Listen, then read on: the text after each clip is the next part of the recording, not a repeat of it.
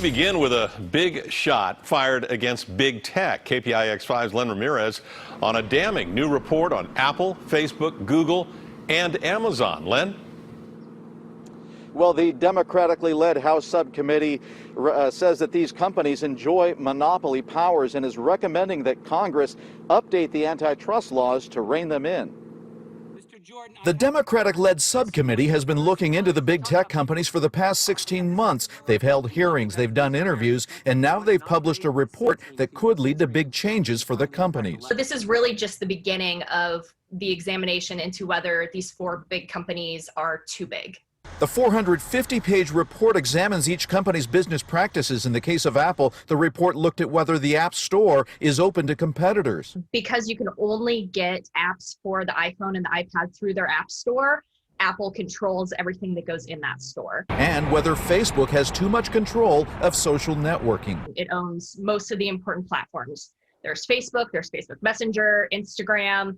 It really just is the big guy there. The report recommends that the companies be broken up or restructured into separately run units or face possible legal action. This is step one of a process that likely comes to legal trial and some, being seen by judges. This is not necessarily going to be one case. It might very well be that they raise one against Apple, against Google and Amazon and whatnot independently. The companies reacted strongly. Amazon said, quote, misguided interventions in the free market would kill off independent retailers and punish consumers. From Google, quote, Americans simply don't want Congress to break Google's products or harm the free services they use every day. And Facebook said this, quote, acquisitions are part of every industry and just one way we innovate new technologies to deliver more value to people.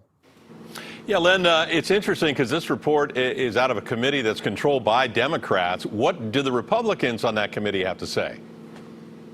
Well, by and large, this report does have bipartisan support, but there's a couple of key exceptions. Some of the Republican members of that committee say that they are against some of the sanctions that were brought out in the report today, such as breaking up the companies. And then other Republicans say that the companies also need to be investigated for bias against conservatives, and not sure where that's going to go, but there are some key exceptions. But I think by and large most of the other Republicans are joining the Democrats in taking a look at these tech companies. Yes, interesting topic. Len Ramirez reporting live. Thanks, Len.